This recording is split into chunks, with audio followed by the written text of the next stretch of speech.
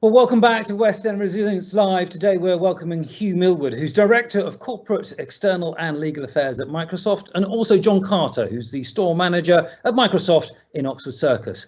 Many businesses have been announcing job losses and restructurings because of COVID-19. John and Hugh will be discussing reskilling and the different learning paths and resources available on topics such as resilience, emotional intelligence and interview techniques. As always, we want to hear your questions. You can put those questions to them as they're speaking by pressing on the question mark icon. But before we hear from them, let's cross over to Jace for a West End update. Jace.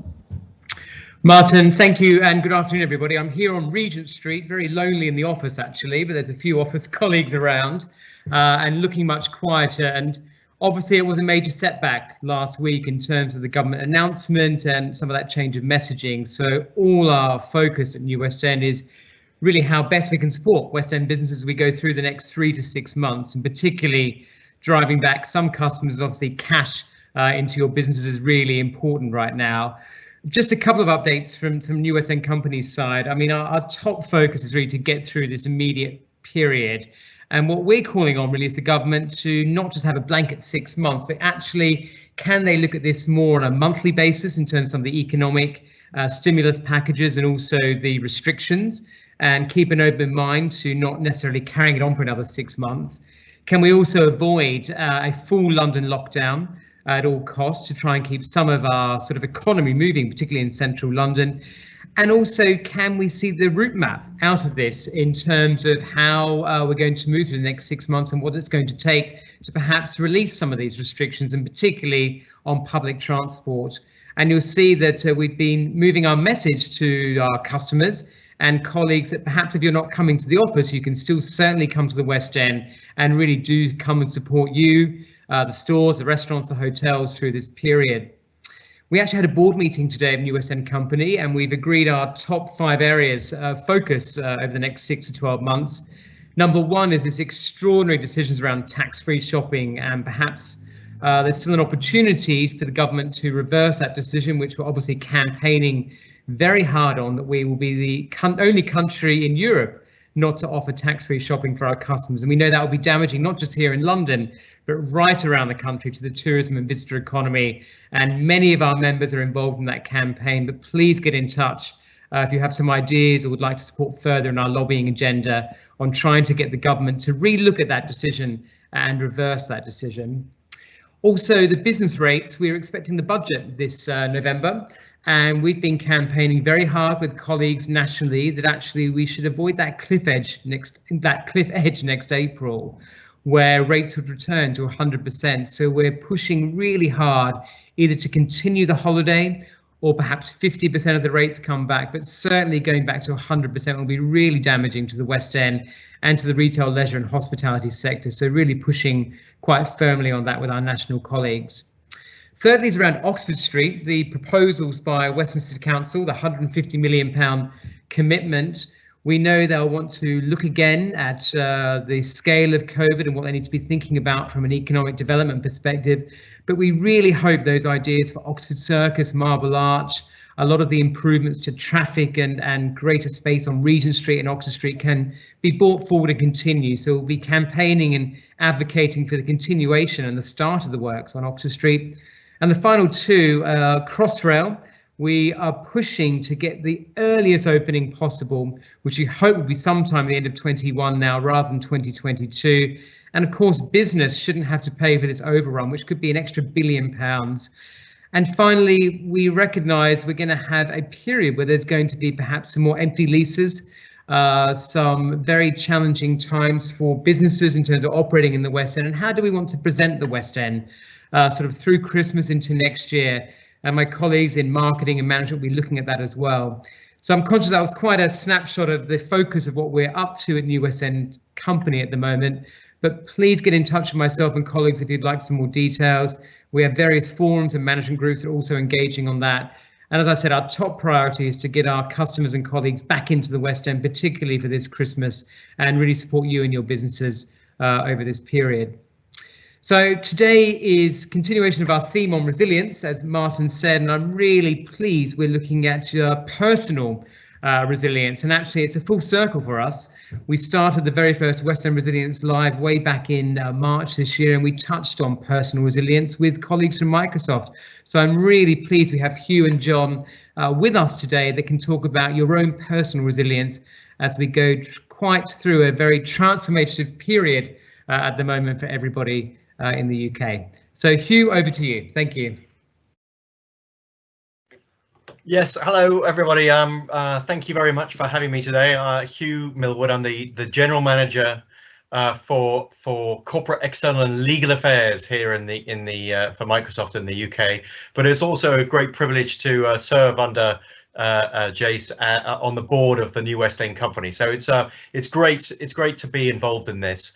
And we're going to talk a little bit about digital skills and what the opportunities are for you. But before that, I want to introduce my colleague, John.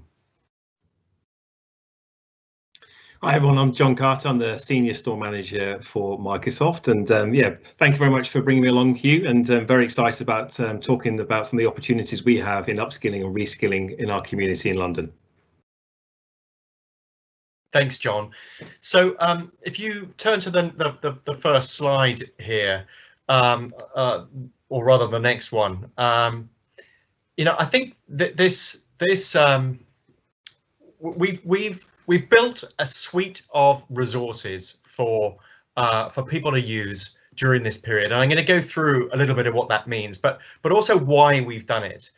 You know, we have a corporation mission of empowering every organization, every person on the planet to achieve more.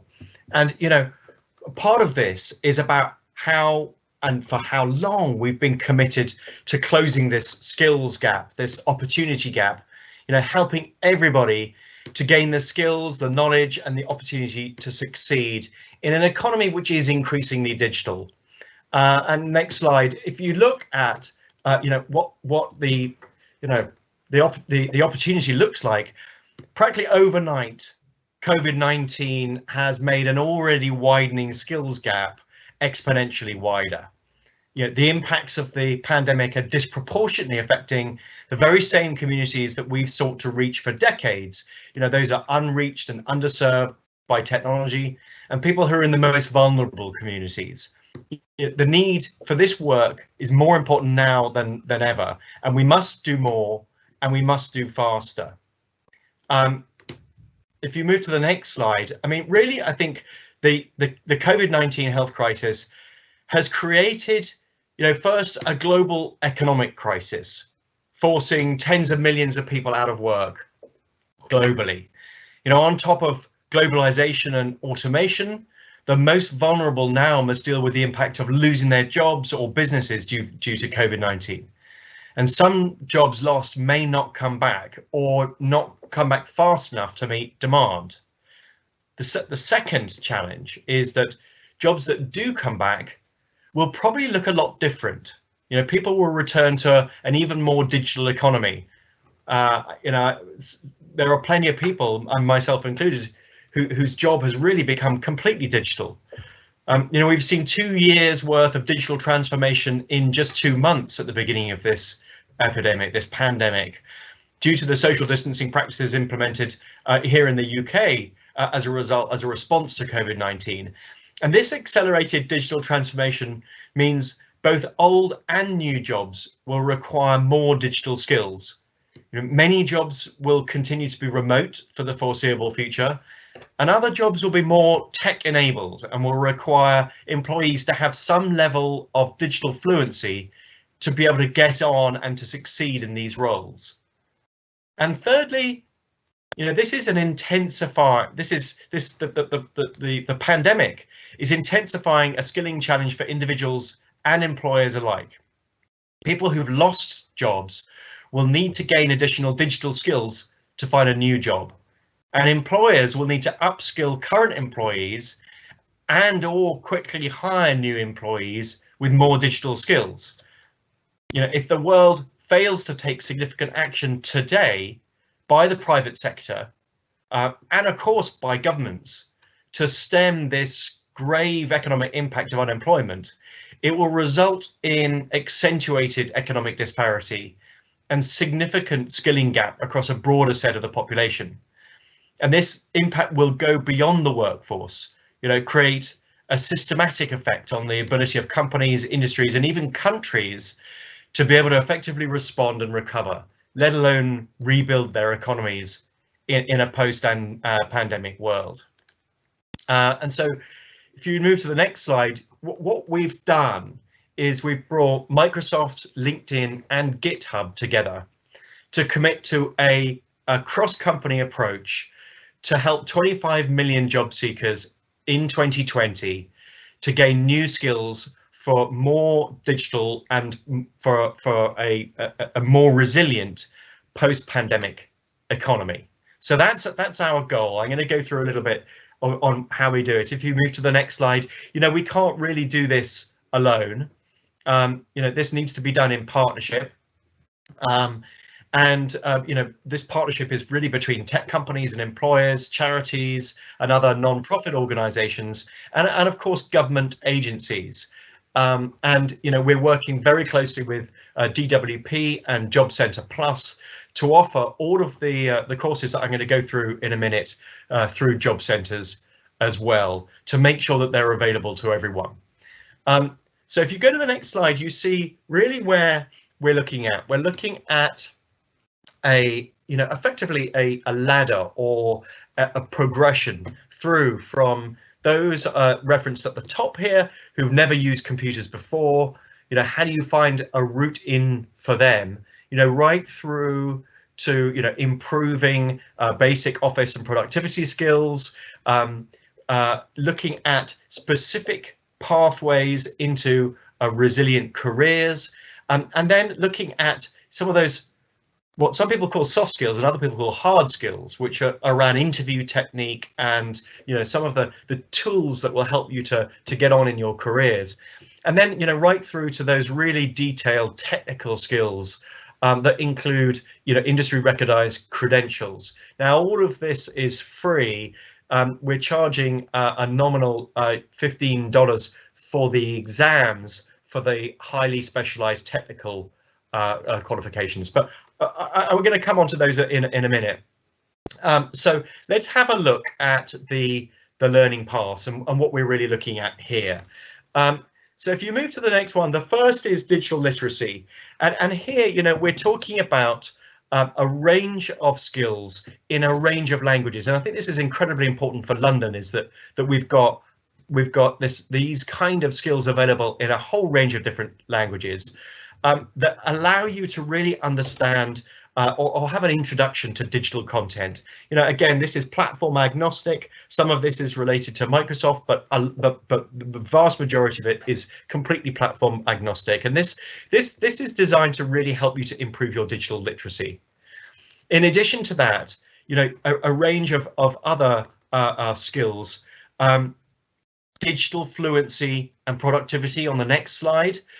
Here we're looking at how do you use some of the tools that are very commonly used in offices and workplaces. Yes, it includes things like Word and PowerPoint and Excel, but it also includes things like improving your skill set around using Zoom and WebEx and Google Drive and a range of other skills. So this is really about how do you if you've got a basic understanding of some of the tools that you'd use to get on in your career, how do you really kind of lift that to the next level and really improve your kind of office and workplace capability on these tools. Moving to the next slide, this is one of the sets of skills that I'm frankly most excited about. These are, again, what I mentioned, some people called soft skills and others hard skills. I mean, these are skills like developing your emotional intelligence, building resilience, embracing change. This is one I love, which I can always use more of. Critical thinking for better judgment and decision making. Another one around, building the foundations of teamwork. I mean, these are the kind of skills that are university applied to pretty much any role and allow you to make progress and really develop in any role. And I think, pretty much from the beginning of your career right through to senior managers, every single one of these skill sets is invaluable. And again, I'm going to come back to this in a moment about where to access them. Of course, these are also completely for free. So if you are currently furloughed, or you've got staff who are furloughed, or unfortunately either consulted for redundancy or recently unemployed, these are still available absolutely for free for you to get back on your feet and to understand how to make more impact on this. The next slide is has become really very popular with learners, and it focuses on things like CV writing, networking skills, but also interview technique, tips and tricks for improving the way that you interview. And I think what's really interesting about this is that we've built artificial intelligence into the platform, which gives you real-time feedback on what you could be improving on as you go through some of these kind of test interviews. Really very, very popular with learners. And again, we want to make sure that this is available to everybody so that you can get back up and running really quickly.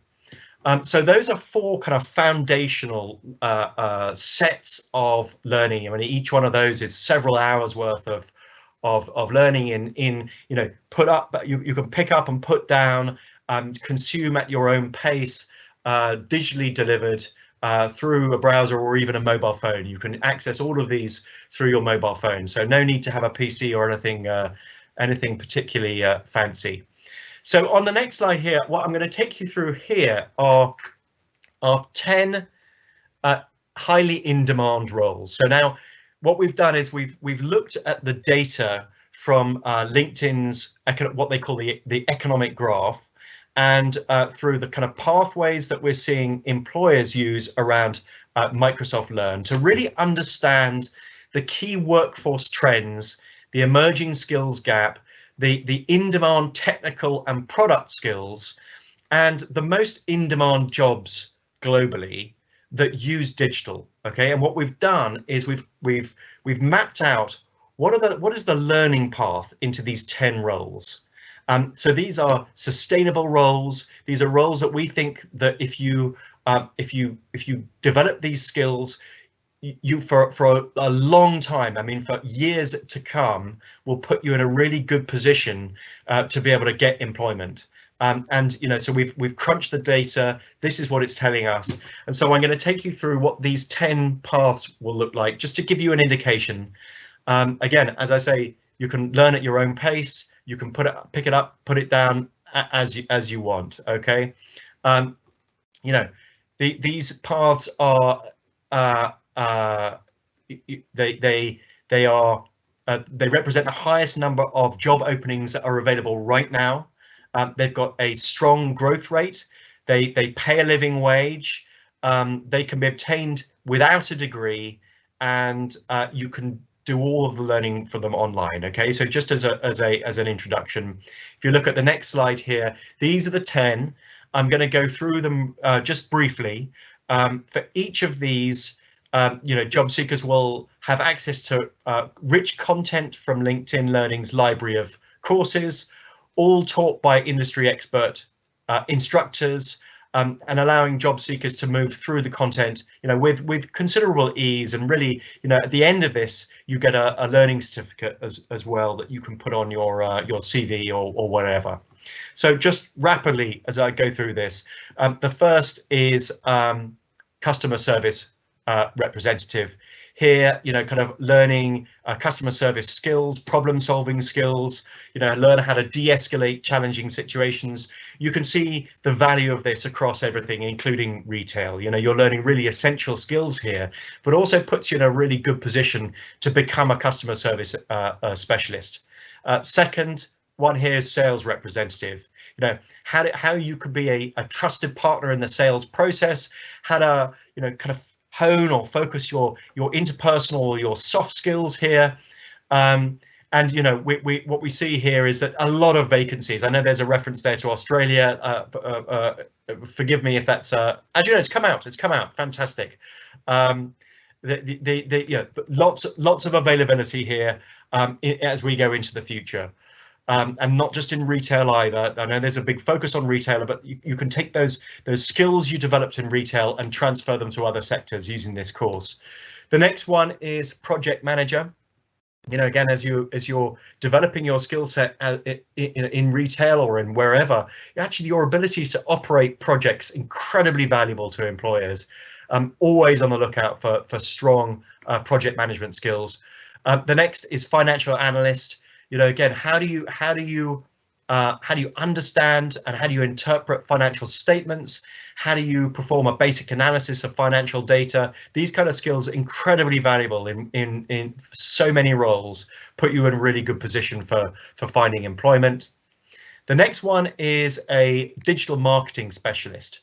You know, again, real hands-on training on Google Analytics and ads, you know, looking at the Adobe suite of marketing materials, looking at marketing channels, how do you use media, social media, how do you use email, and again, you know, thousands of vacancies we expect over the next several years in digital marketing.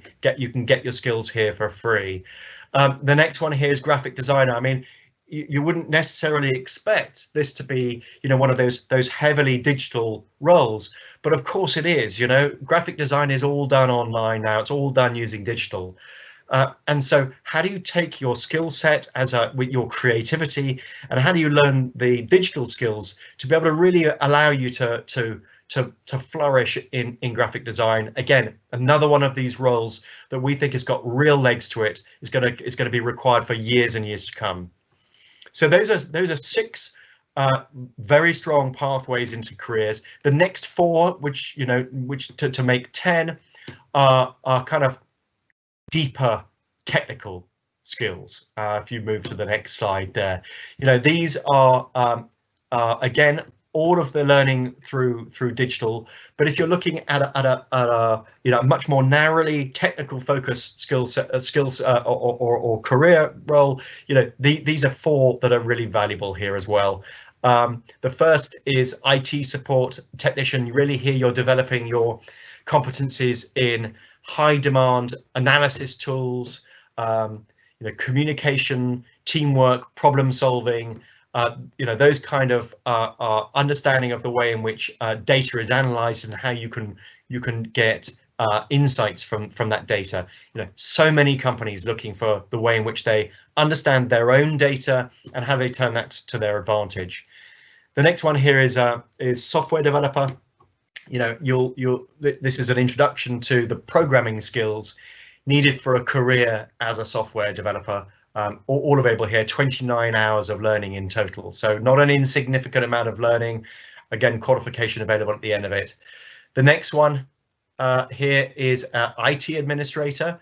I mean, for this one, this course or series of courses cover the skills needed to become a certified network administrator, including networking basics and techniques on how to manage a network. So again, you know, very detailed, and you get your CompTIA network certification at the end of this. And then finally, IT support desk technician, which provides system administrators with a comprehensive suite of training on virtualization, on desktop imaging, on deployment, and a range of others. So the final slide, you can see the way that these stack up. You know, I should add at this stage, all of these 10 kind of pathways plus those foundational skills are all available for free from opportunity.linkedin.com. So if you go to opportunity.linkedin.com, you can access them. Now, as long as you start the course before March 2021, then you can complete it. But there is this window of time where you need to get on and get on with it. And we've done that not to punish you for being late, but because we think that now is the time to act. And actually, you know, I'm sure that you are feeling this yourselves, or you have friends, colleagues, or staff who are feeling this now. that actually, you know, if you've got time on your hand because you're furloughed, if you're worried about your career, now is the time to act. And so we've put this cutoff in order to encourage people to really take action right now to help themselves. And so they say, as long as you get started before March 2021, then you can really make some progress on this, and it's all available for free. So with that kind of basic introduction to what we're offering, I'm going to hand over to John, who's got whose team is running a series of opportunities here in the West End. John, over to you. Thanks, Hugh. And yeah, we've really thought about how we can complement those amazing resources you just brought to life. And if you go to the next slide, my training team have had a real think about what we can do through the month of October, thinking about we have all these resources to hand, but how we can bring this to life and really think about making it accessible for all, but also for us, how we can serve our customers in the best possible way. So what we've looked at, as I said, is we've looked at October and we've put a series of free workshops, virtual workshops, every weekend through October. And what we're looking to do is ensure that every person and every organisation has the skill sets they need to take the first step in their career, or change career, or even look at upskilling themselves or reskilling themselves. And what I'm really proud of is the team have thought about how they can do this and thought about how we can help everybody with their potential step in their first careers or their journeys to look at a different role. So if you go to the next slide, some examples that we've put in place is we thought about all levels. We thought about how we can help somebody create their best CV. How can you stand out within the crowd and have a CV that stands out for you? But using our Microsoft Word and our AI support, we can help you build the best CV that could really make that eye-catching moment for a recruiter. But also we thought about what's it like to go to an interview. And we're here to help people with their interview prep. And we've got some virtual workshops about preparing for your interview and having a successful interview. And again, same as what Hugh was talking about, we've got opportunities of understanding what LinkedIn has to offer you and where you can learn more from LinkedIn Learning, and how you can kind of focus your knowledge and also your skill sets for that potential interview. And if you go to the next slide, what we're also looking at is potentially you get that perfect interview, potentially you're having that conversation about going into the new role. So we've looked at how we can help people with the new skill sets. Not everybody may be familiar with technology or how to use certain software. So we thought about what would be the best format to help people in that situation. So we've looked at some opportunities to learn the fundamentals of Excel. How do you manage Outlook and your emails, and how we can support in that way, but also how you can present like a pro using PowerPoint. Again, those fundamental skills that you could need going into your next role. But again, we've had some fun and we've looked at ways that we can really support our customers. And again, things like rock your LinkedIn profile, how you can stand out above the crowd. And as Hugh's talked about, how you can showcase some of the learning you've done within LinkedIn Learning, and you can make your profile stand out to others and potentially have that opportunity where a recruiter or someone could approach you through LinkedIn. So that's what we're focusing through the month of October. As I said, all these workshops are virtual, they're completely free, and they're accessible to everyone. And if you go to the next slide, this is how you can look and sign up and register for these events. These are always on events, but we really focus for the month of October to be our month to complement all the work that Hugh's brought to life of how we can bring this to life in a virtual way and help our customers through October over the weekends and sign up to these events so they can potentially transform, upskill or reskill themselves. John and Hugh, thank you very much indeed for that. So great to know that there's so much out there in terms of different resources for training and opportunities for people to get online and continue their learning and upskill. We've got quite a few questions already, but just a reminder that if you want to put your questions, all you need to do is click on that question mark icon, type away and then put your questions to them. One to start off with, wonderful to hear about the integration of AI. How would the real-time feedback work? I'm going to put that to you, Hugh, first of all, but John, you might want to chip in as well. Yeah, I thought you might come to me on that one, Martin, and I might swerve that and pass it straight to John. But I mean, the principle here is that we're trying to, you know, as a company, we're trying to infuse AI across all of our products. And so, you know, as AI develops and becomes more capable, and of course, the more it's used, the more it's finessed. But here, what happens is that it's looking at the way that you respond. It's looking at your sentence construction. It's looking at the way you're interacting with the course, and then it offers feedback on the way you're doing it. And of course, that feedback is trained by using real candidates, but it's enriched by people using it. I mean, I guess what I'd say to you is give it a try and see how you get on with it. And if you've got feedback on it, we'd love to hear it. John, have you had have you done that course? Are you do you know how the AI works for that?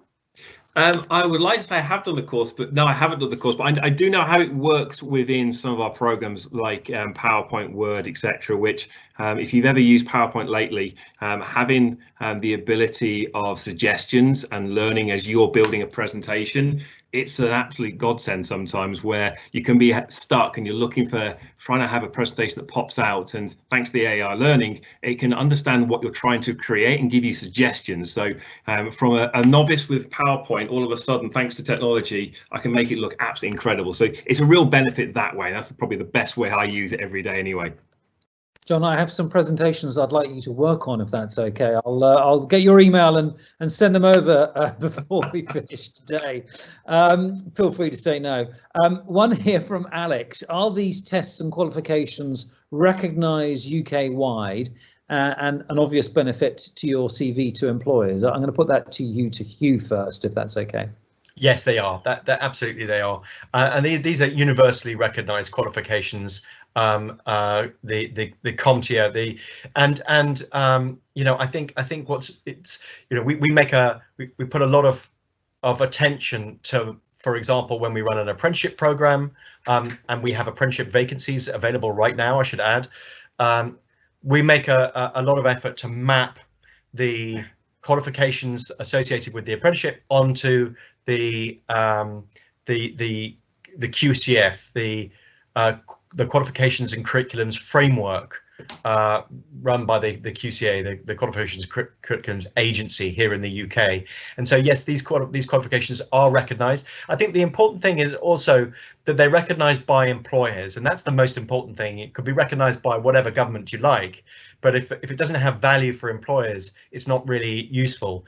And I think the great thing is that employers, I mean, particularly for some of these the deep technical qualifications, they've got the Microsoft badge on them, and so they're very well recognised by other employers who really see the value of having that Microsoft badge. So yeah, absolutely.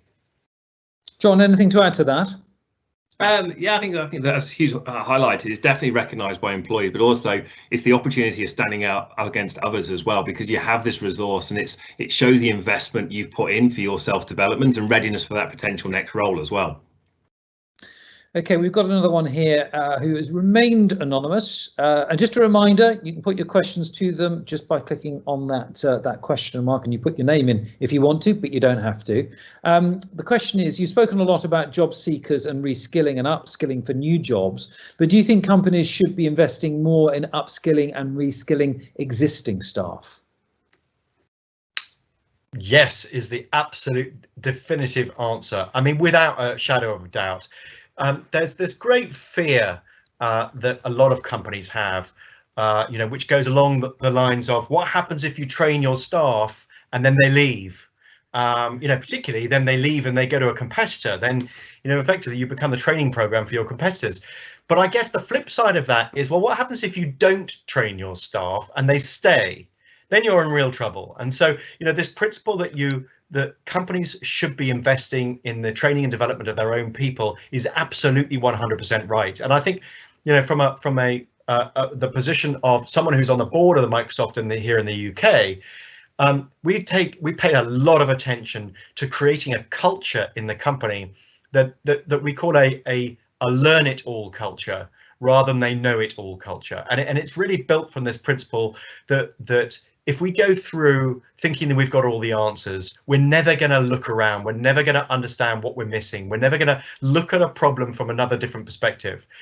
But if we go through life and we think, well, there's so much to learn from this interaction, this person, this situation, this problem, then actually you gain so much. It leads you to have a different worldview, a different perspective on the challenge. And so, we would encourage any organization to focus on the development of their own people.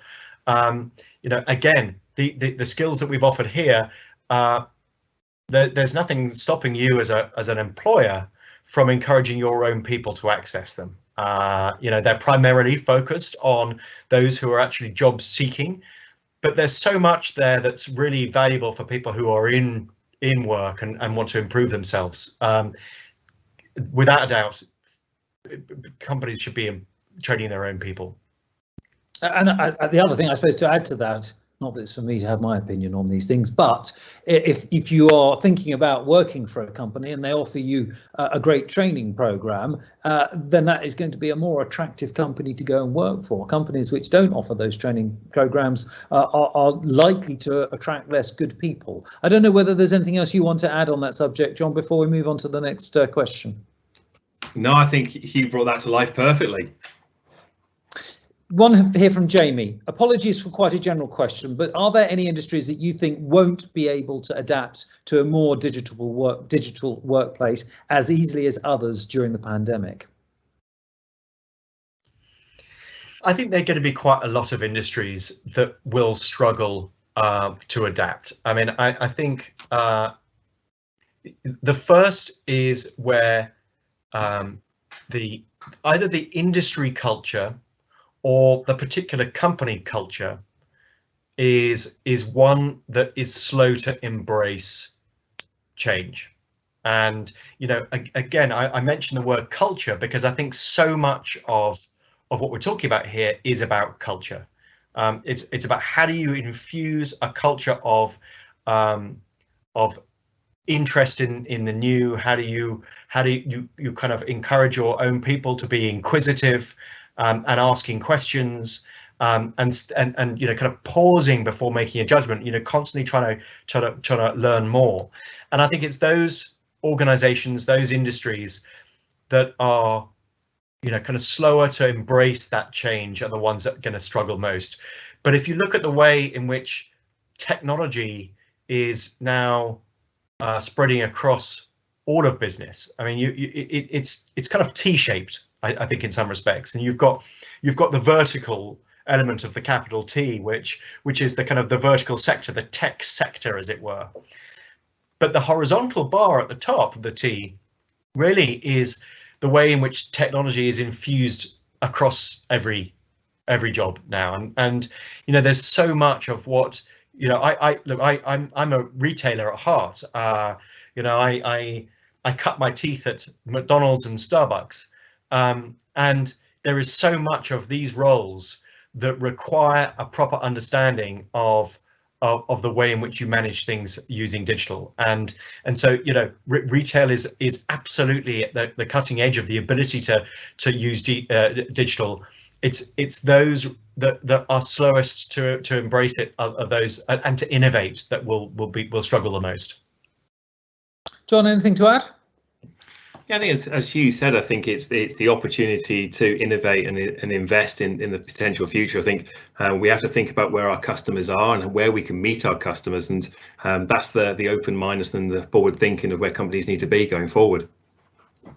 Okay, we've got time for just a couple more questions, but if you want to get in there quick and put a question, you know by now how to do it. But this one is from somebody, again, who's remaining anonymous, but you mentioned at the beginning the technological disparities between countries. Do you think that due to COVID, the skill gaps between different countries will widen? And if so, how far do you think the knock-on effect will go? Yeah, I mean, I think this is such an important question, and it's such an important challenge for today. If you think about the way in which the UK has, or companies in the UK have embraced technology, they have digitized. and by some assessments, between 2 and 10 years worth of digitization has taken place in just 2 to 3 months. Then if you are either one of those countries or one of those companies that hasn't embraced or hasn't moved that quickly, then you've just taken between 2 and 10 years of a step backwards. You're 2 and 10 years behind in terms of your digital journey. And so, we worry an awful lot about those countries that have been slow to adopt to digitization. The UK is actually very advanced. It's a very progressive country when it comes to looking at the way in which we digitize our operations. But those countries, there are many countries where this is still a big problem, very paper-based economies. Even countries like Italy, very paper-based, kind of across the business community. Those countries that have lower levels of digital connectivity will be a problem. And I think this is something that UK politicians and decision makers need to pay a lot of attention to, is how far behind other countries like Spain and the Ukraine and others, where the digital penetration is very, very high. So very, very fast broadband speeds across a large proportion of the population, and the UK is at risk if we don't close that speed gap. But the UK is not alone. I mean, there are plenty of other countries where where there is both the absence of the broadband speed, but also an absence of any kind of motivation to embrace that digital. Microsoft is turning up in every country in the world with digital skills programs. So we're trying to address the skills gap, but there are other gaps there, as you say, so the connectivity gap and the motivation gap, and we can't close that alone, which is why we need to work with partners to try to make a difference in this space. John? No, nothing to add on what Hugh brought to life there. Okay, this is the last question. I think this is a question probably more for you, Hugh, rather than for John. At Microsoft, are all staff working remotely, or are you planning on going back to the office in any time soon? Yeah, good question, and it's one that my team are asking me as well. I mean, the government's guidance is pretty clear, that if you can work from home, you should work from home. And so, just at the point where we were all beginning to go back to our offices, we've now turned tail and gone back to the way in which we're doing things before. Having said that, there are some roles where we need people in the offices, and that's it's really important that they're there. So you can't, a lot of the functions of a data center, for example, you can run remotely, but it needs people to be there. It needs people to do some of the maintenance and support and the network capabilities and various other aspects. So, we've got people whose roles really need to be in an office are there, and we're kind of keeping them safe by ensuring that there's plenty of distance and that we're not having people turn up when they don't need to. I feel in a very, very privileged position that I can do my job from pretty much anywhere. Whether that's in an office, in a coffee shop, or here at home, and that is a great privilege. And I am very, very conscious that I'm part of a minority in that. And so I do pay attention to my own people who need to go into the office, and I make an effort to make sure that they're okay and that they've got the support behind them, and they feel that people are paying attention to their concerns and to the risks that they take by going into the office, whether they're real or just fears. But they need to be listened to. I mean, if people are afraid, and they need to be listened to, and they need to be heard. So it's incredibly important that I do that from my privileged position of being able to work from anywhere. John, Hugh, thank you both very much indeed for joining us today, and thank you for all of you that asked questions. Our next West End Resilience Live is in November, date to be confirmed, and we'll come back to you with that date as soon as we can. In the meantime, we will be welcoming the new London Transport Commissioner Andy Byford. Andy started the job during the pandemic, which has obviously had a severe impact on TfL. He'll be discussing the measures taken during the COVID-19 crisis and plans for Central London as we enter a Christmas trading season like no other. Look out for your invitation to that in the coming weeks. Until then, goodbye.